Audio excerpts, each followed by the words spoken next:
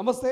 ప్రస్తుతం మనతో పాటు బీజేపీ నేత కేసీఆర్కి అత్యంత సన్నిహితుడు రాజా యాదవ్ ఉన్నాడు. మాట్లాడే ప్రయత్నం చేద్దాం తెలంగాణ రాష్ట్ర రాజకీయాల మీద. ఏదైతే మొన్న హైకోర్టు చెప్పినటువంటి తీర్పు ఏదైతున్నదో గ్రూప్ 1కి సంబంధించినటువంటి అంశం ఏదైతున్నదో పేపర్లని మళ్ళీ పునర్పరిశీలించడమా లేకపోతే మళ్ళీ రీఎగ్జామ్ కండక్ట్ చేయడమా ఏం చేస్తారో ఆలోచించుకోవడం చెప్పింది. మరోవైపు ఫార్ములా ఈ రేస్ కింద కేటీఆర్ని అరెస్ట్ చేయబోతున్నారు. గవర్నర్ పర్మిషన్ రాగానే ఖచ్చితంగా ఛార్జ్షీట్ దాఖలు చేయడమా, కేటీఆర్ను ఈ వారంలో అరెస్ట్ చేయడమా, ఏదో ఒకటి అవుతుందని ఒక చర్చ జరుగుతుంది. మరోవైపు కల్వకుంట్ల కవిత మీద సోషల్ మీడియాలో కొంత చర్చ జరుగుతుంది. ఆమె కొత్త పార్టీ పెట్టబోతుందని ఒక చర్చ కూడా జరుగుతూ ఉంది. సో మాట్లాడే ప్రయత్నం చేద్దాం. కేసీఆర్ కుటుంబం గురించి, కల్వకుంట్ల ఫ్యామిలీ గురించి, బీఆర్ఎస్ పార్టీ గురించి చాలా ఎక్కువ తెలిసినటువంటి వ్యక్తి రాజా యాదవ్ గారు. మాట్లాడే ప్రయత్నం చేద్దాం. సార్, ఎట్లా చూస్తారు? ప్రధానంగా ఫార్ములా ఏరియాస్ గురించే మాట్లాడదాం. కేటీఆర్ని వారంలో అరెస్ట్ చేస్తారు. ఖచ్చితంగా గవర్నర్ నుంచి పర్మిషన్ రాగానే షోకాస్ నోటీసులు ఇవ్వడమా లేకపోతే ఛార్జ్షీట్ దాఖలు చేయడమా ఏదో ఒకటి, కానీ కేటీఆర్ని అయితే అరెస్ట్ చేస్తారని ఒక చర్చ జరుగుతుంది. మీకు చాలా అనుభవం ఉండొచ్చు, ఏం చెప్తారు? కేటీఆరే స్వయంగా చెప్పిండు కదా, ఇది ఎవరి పర్మిషన్ లేకుండా నేనే చేసిరా అని. నేను క్యాబినెట్ ఆమోదం కూడా అవసరం లేకుండా నేనే స్వయంగా చేసిన అని చెప్పిండు కదా. ఎందుకంటే వాళ్ళకి ఆ ధైర్యం ఉంటుంది, చెప్పే ధైర్యం ఉంటుంది. ఎందుకంటే కేసీఆర్ కూడా అన్నాడు కదా, ఏంది ప్రాజెక్టు నా కలల స్వప్నం, నా రక్తం చెమట తీసి ప్రాజెక్టు కట్టిన. ఈయన కూడా ఈ రేస్ అనేది ఏదైతే ఉన్నదో నేనే చేసిన అని చెప్పిండు. కానీ లొట్టపీస్ కేసు దీంతో ఏమవుతుంది, ఏం పోయేది ఉన్నది నా మీద కావాలనే బురద చల్లుతున్నాను కేటీఆర్ మాట్లాడుతుంది. నిజంగా లొట్టపీస్ కేసు అనుకోవచ్చా ఈ ఫార్మా ఈ రేసు? లొట్టపీస్ అయితే వాటికనే పోతుంది కదా, లొట్టపీస్ అయితే వాటికనే పోతుంది కదా. వాటికి పోయేదానికి నువ్వు ఎందుకు గాబరెందుకు అవుతాను మరి? గాబరతో కూడిన గాంభీర్యమే కదా అది. ఆ గాంభీర్యంలో నిజమైన గాంభీర్యం ఉంటే ఒప్పుకుందాం. మరి గాబరెందుకు? లొటపీస్ కేసు అని ఎందుకు కనాలి? చట్టంలో ఏది ఉంటే చట్టం ఇవ్వని చుట్టం కాదు. నేను పొరపాటు చేస్తే నేను కూడా శిక్షకు అర్హున్నే అని చెప్పు. నువ్వు కాబోయే ముఖ్యమంత్రి కదా రేపు. ఇప్పుడు నువ్వు రేపు కాబోయే ముఖ్యమంత్రి, ఎట్లా నీ యొక్క ప్రవర్తన ఎట్లుండాలి? నలుగురు మెచ్చే తీరుగుండాలి కదా. నిన్ను చూసి నువ్వు అందంగా సుందరాకారం చూస్తే నాకు కూడా సంతోషంగా అనిపిస్తుంది. అందులో గర్వం తొనికిసలాడుతుంది. ఎందుకు? ఇంకా గర్వం పాలు తగ్గదా? తగ్గకపోతే ఎట్లా? ఒక పక్క పెద్ద మనిషి వెనుకకొచ్చి ఆగమైండని అంటాను, వింటానము. ఒక పక్క మీ చెల్లె ఆ మాటలు మాట్లాడుతా అంటే నలుగురు పక్కన నవ్వుతాను. నువ్వు నీ గంభీర స్వరాన్ని అట్లే ఉంచు, కానీ గర్వాన్ని తగ్గిరాదు. కొంచెం గర్వం కొంచెం తగ్గితే కొంచెం సుందర ముఖారం ఇందానికి అందమైన పలుకులు మంచిగా పలకరాదు. ఏమైతుందే? చట్టంలో ఎవ్వరి చుట్టం కాదు. చట్టంలో ఏది ఉంటే గది అవుతుంది. నిన్న కాక మొన్న మీ చెల్లె తివారి జైల్లో ఉండొచ్చింది. చట్టంలో ఉంటేనే అయింది. ఈ కేటీఆర్ కూడా జైలు ఉండొస్తారట. ఎందుకున్నాడు? ఈయనేందుకు మినాయింపు? ఏమన్నా కేసీఆర్ బిడ్డకు మినాయింపు ఇచ్చిండ్రా? కేసీఆర్ కొడుకు కూడా మినాయింపు ఉంటుందా? ఆ మినాయింపు ముందట కూడా దీర్ఘ గంభీర వచనాలు ఎందుకు? చట్టం ఏదన్నా, చట్టంలో నేనేం తప్పు చేయలేదా? తప్పు చేస్తే నేను ఒకవేళ తప్పు చేస్తే శిక్షిస్తారని చెప్పు. అదే కేసీఆర్ కూడా మినహాయింపు ఉంటుంది రేపు. ఎందుకు ఉంటుందండి మినహాయింపు? లల్లు ప్రసాద్కు మినహాయింపు ఉండేనా? లల్లు ప్రసాద్ చేసి నేరం ఏంది? దాన, పశువుల దాన కుంభకోణం. 20 ఏళ్ళ రేవు కొత్తలేదా? బతికత్తాండ. ఈయనేంటిది?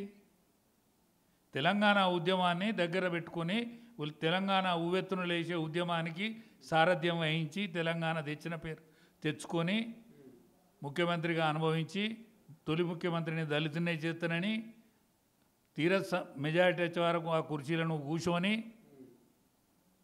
నువ్వు చేసిన శాస్త్రాలు తక్కువయానే. ఉద్యమకారులను ఎంతమందిని కోసపుచ్చుకున్నావు? ఉద్యమకారులను ఎంతమంది కోసపుచ్చుకున్నావు? ఎంతమంది ఉసురు తిన్నావు? రామునాయక్ ఎన్ని పైసలు పెట్టేది గరీబ్ వాడ అన్నాడు. ఎన్ని పైసలు పెట్టేది, ఏడ తెచ్చేదో అన్నాడు. నీకు జేఏసీ ఉద్యమకర్త ఎవరు? కోదండరామ్. ఏం చేసినావు? ఆయన ఎంత కోసపుచ్చుకున్నావు? ఆయనకు ఎమ్మెల్సీ చేసినా కూడా వకీలను పెట్టి దింపించినవే. ఎందుకు ఇంత పగ? ఇవాళ నువ్వు రాజ్యసభ పంపిన బడుగులింగానే ఇవ్వలు నన్ను పంపుతారన్నవే, నన్ను పంపలేదని కాదు, నన్ను పంపలేదని కాదు. కేకే ఇవ్వలు కాంగ్రెస్ పార్టీ, కేశవరావు ఇవ్వలు కాంగ్రెస్ పార్టీ అధ్యక్షుడు. ఇంకా నువ్వు మళ్ళా మన నిజామాబాద్ పెద్ద మనిషిని కాంగ్రెస్ పార్టీ ప్రెసిడెంట్ను డి శ్రీనివాస్ గారిని కూడా చేసినావు కదా. సురేష్ రెడ్డి ఎవరు కాంగ్రెస్ వాళ్ళే కదా, వీళ్ళందరినీ పంపినావు కదా. అంటే తెలంగాణ ఉసురు పోసుకోలేదా? తెలంగాణ ఉసురు నీకు తగులుతలేదా? తెలంగాణ ఉసురు తలిగే కదా నువ్వు ఆ ఫామ్ హౌస్లో కాలిపోయింది. నీ పిల్లలు కుక్కల కట్టాడ పెట్టుకుంటాను, చెట్టుకోకలు పిట్టకోకలు మేము ఎట్లయితే అయినామో నీ పిల్లలు కూడా గట్లనే అవుతారు రేపు. ఇవాళ నీ అల్లుని నీ మేనల్లుని ఎవరు తిడతాను? కవిత తిడుతుంది. సంపాదించిన సంపాదన మా బావ సంపాదించుకున్నాడు, మా నాన్నకేం ఎరకలేదని. ఆమె షేటర్ కని పెట్టాట, మొగని పెళ్లి పోయిందట. ఆమె మొగందే పెళ్లి కానీ ఆమె పెళ్లి పోయిందట. అది ఎట్లా అంటే ఆనాడు వీళ్ళ తండ్రి ఇరిగేషన్ మంత్రి ఉండే, మరి హరీష్ రావే ఇరిగేషన్ మంత్రి, హరీష్ రావుది కూడా పాత్ర ఉన్నదని చర్చ జరుగుతున్నది. ఇప్పుడు కేసు కూడా సిబిఐ దాకా పోయా కదా. మరి సిబిఐలో ఏముంటే కదా అవుతుందా? కానీ ఆనాడు ముఖ్యమంత్రి ఇరిగేషన్ మంత్రి ఇప్పుడు హరీష్ రావా? ఓసారి తెలుసుకోవాలి. హరీష్ రావు అట్టిగానే ఉన్నాడు ఆనాడు. నువ్వేమో అట్లన వర్తివి, కేసీఆర్ బిడ్డనేమో మన ఆయనకి ఏం తెలియదు, ఆయనకు అవినీతి మార్కలు అంటించింది సంతోష్ హరీష్. వీళ్ళిద్దరి వల్లనే మన ఆయన ఇలా అవినీతి పరుడుగా బయట కనబడుతాడు, కడిగిన ముత్యం లెక్క వస్తాడని చెప్పవచ్చు కదా. మీ నాయన అవినీతి తిమింగలము, మీరు ఆ తిమింగలాల వారసులు. అందులో ఎవ్వలెంత అందుకుంటే, ఎవ్వలెంత అంకుతే, ఎవరికెంత దక్కుతే వాళ్ళు దక్కించుకున్నారు. ఇంకా మా అన్న ఎక్కువ తిన్నాడు కావచ్చని మీ అన్న మీద కోపము, మా బావ అంతకంటే ఎక్కువ తిన్నాడు కావచ్చని మీ బావ మీద కోపము, లేకుంటే సంతోష్ గాడెవడు మా సందులు వచ్చి వీడి తిన్నాడని వాని మీద కోపము. వీళ్ళందరూ కలిసి తెలంగాణ సొమ్మే తిన్నారు. అది వరకు మీకేం లేదు. మీరు బతికేతందుకు అమెరికాకు పోయింది నిజము, బతుకు తెరువు లేకుండా పోయిన్లు, బతికేతందుకు పోలేదు.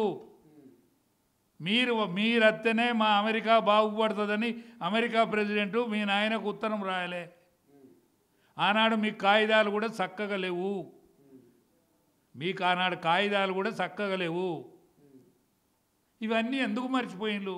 ఎట్లా వచ్చారు కాగితాలు కూడా చక్కగా లేని వాళ్ళు అమెరికా నుంచి తెలంగాణకి ఎట్లా వచ్చారు? మన కాంగ్రెస్ పార్టీ ఇలా ఎంపీకి ఉండే చూడవా మదియాస్కి నా ముందంటే ఫోన్ చేసిండు కేసీఆర్, నా ముందంటే ఫోన్ చేసిండు. అన్న ఆ పిల్లల కాగితాలు మంచిగా లేవన్నా, మదియాస్ గారు కొద్దిగా కాగితాలు సరి చేసి పంపేయంటే సరి చేసి నేనే. వీళ్ళకి కాగితాలు కూడా చక్కగా లేవు. మదియాస్కి లేకపోతే అమెరికాకి కూడా వచ్చేటోళ్ళు కాదు, అమెరికాకి వచ్చేటోళ్ళు గారు, మన కొంప ముంచేటోళ్ళు గారు, మన తెలంగాణ కొంప ముంచేలు కాదు. ఆనాడు చెప్పేది కదా మా కేసీఆర్ గారు, నేను మియ్యా బివే తెలంగాణ విటలన్న చెప్తాడు. మొన్న తెలంగాణ విటలన్న చెప్తాడు, నేను మియ్యా బివే, మాకు అర్ధ షేరు ఎక్కువ, పావు షేరు తక్కువ, మాకు అర్ధ షేరు పెట్టుకుంటే తక్కువ, పావు షేరు పెట్టుకుంటే ఎక్కువ అని చెప్పేది కదా. దళితున్నే ముఖ్యమంత్రి చేస్తానని చెప్పినావు కదా. నేను కాపలా కుక్క లెక్క ఉంటానన్నావు కదా.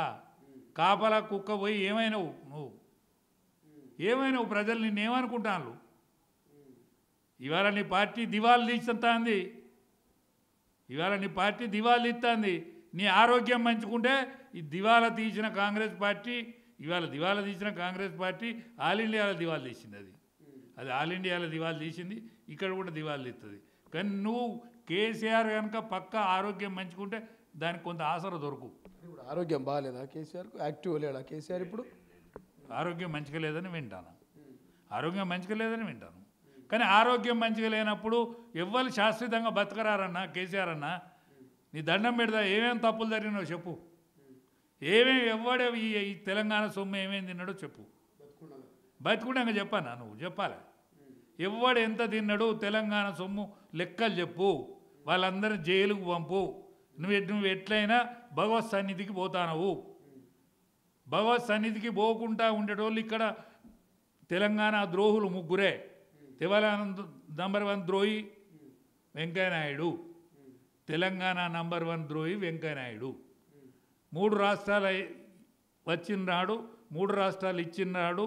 ఒక్క ఓటు 2 రాష్ట్రాలని కాకినాడలో తీర్మానం చేసిన సందర్భంగా వెంకయ్యనాయుడు అడ్డంబడి చంద్రబాబు నాయుడు వెంకయ్యనాయుడు ఇద్దరు కలిసి తెలంగాణను రానియలేదు.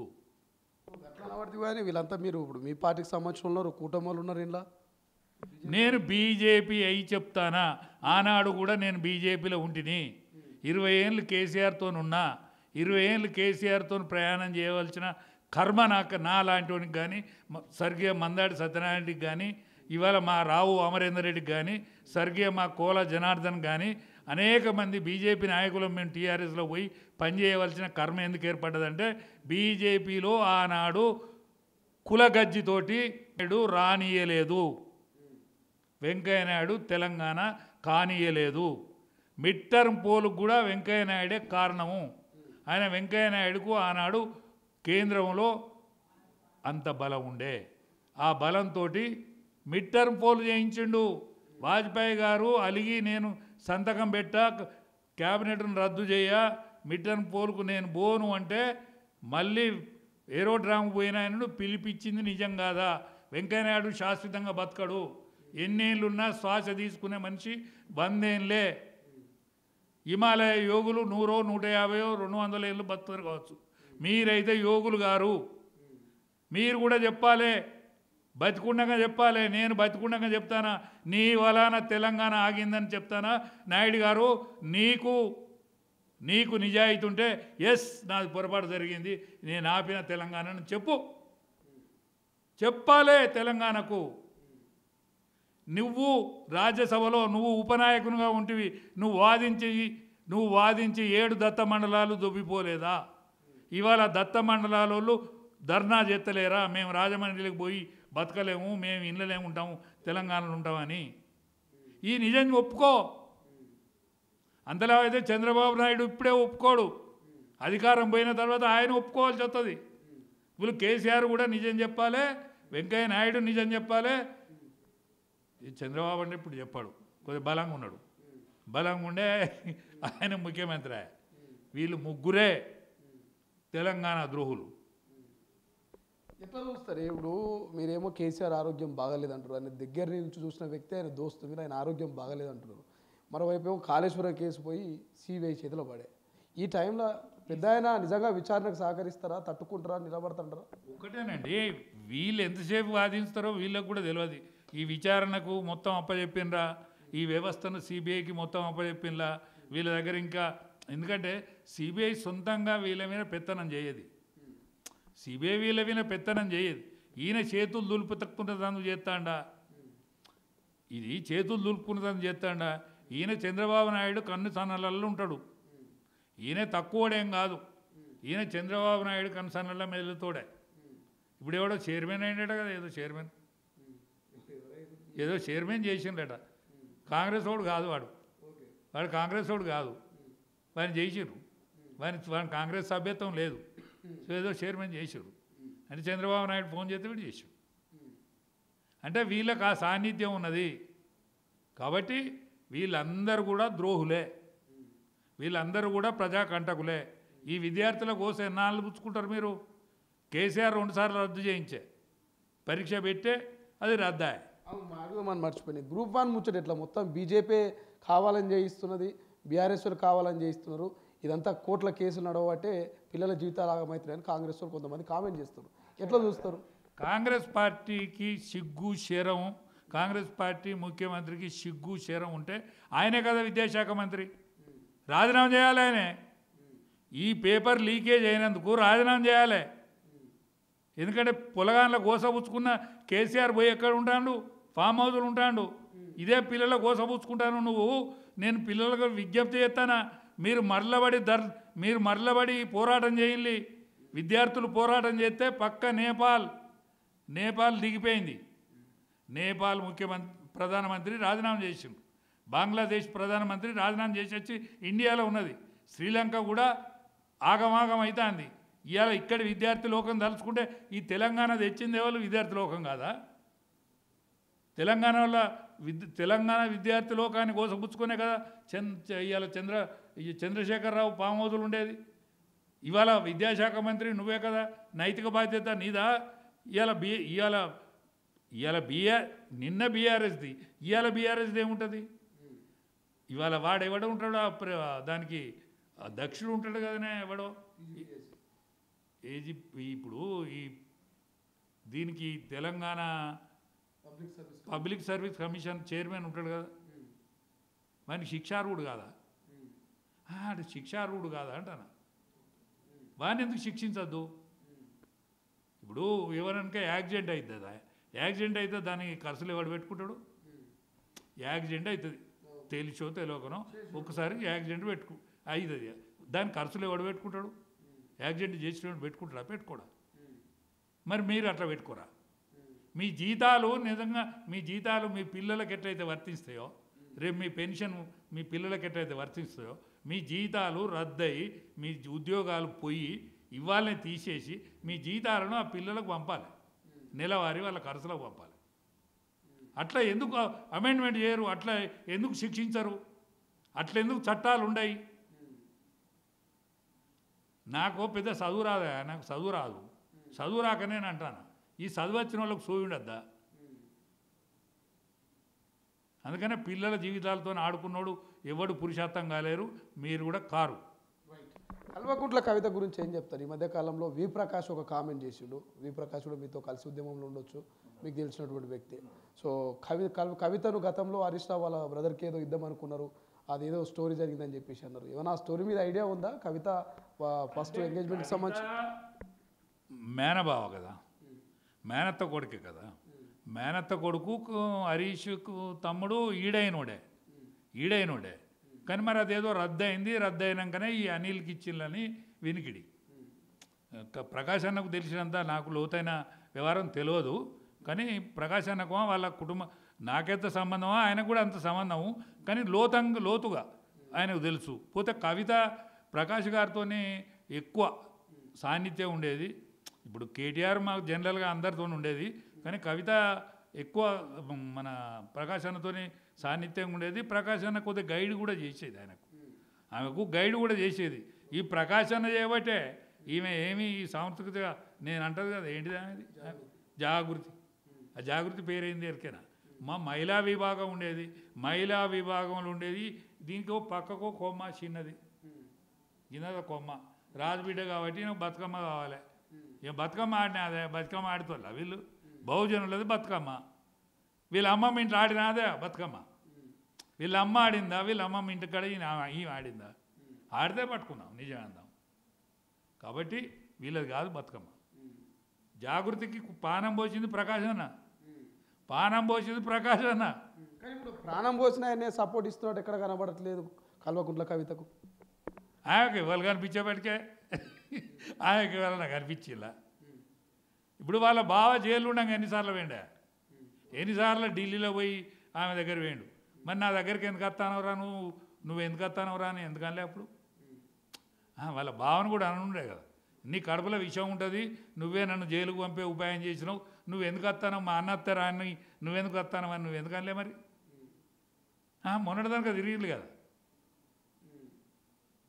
అరే ఈ కల్వకుంట్రోళ్ళకు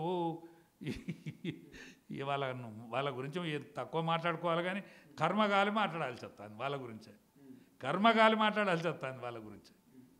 ఏం చెప్తారు? కాంగ్రెస్ పార్టీ కామారెడ్డిలో సభ పెట్టబోతున్నారట బీసీలకు సంబంధించి, ఎట్లా చూడబోతున్నారు? బీసీ డిక్లరేషన్ కావచ్చు, బీసీ రిజర్వేషన్ కావచ్చు, వీటన్నిటిలో మేము సక్సెస్ అయినాం అనే విధంగా ప్రజల్లోకి తీసుకెళ్ళి ఆలోచన చేస్తారు.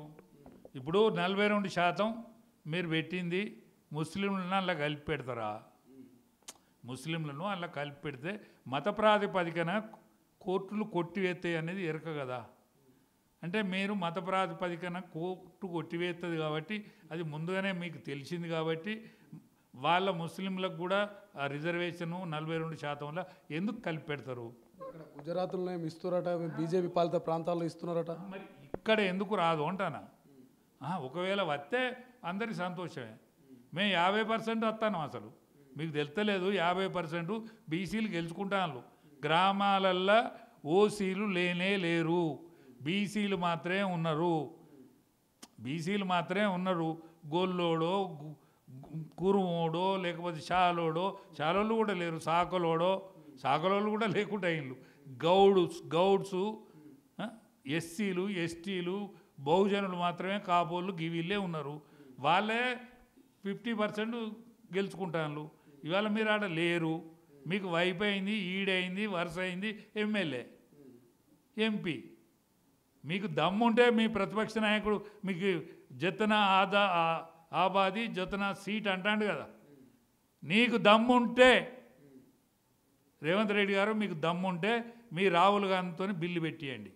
చట్టసభలలో సీట్లు బీసీలకు ఎస్సీలకు ఎస్టీలకు ఎట్లయితే ఎస్సీలకు ఎట్లయితే రిజర్వేషన్ ఇచ్చిందో బీసీలకు కూడా వాళ్ళ జనాభా ప్రాతిపదికన వాళ్ళకు కూడా సీట్లు ఇవ్వాలి అని నువ్వు బిల్లు పెట్టి మా సర్పంచ్ నోటికి వచ్చినట్టు తిట్టే సర్పంచ్ని ఎందుకు మాకు సర్పంచ్లకు ఇచ్చినట్టు, మేము ఏదో గెలిచినట్టు, నువ్వేదో ఇచ్చినట్టు, మేము బుచ్చమైతే మేము తీసుకున్నట్టు అది అద్దు.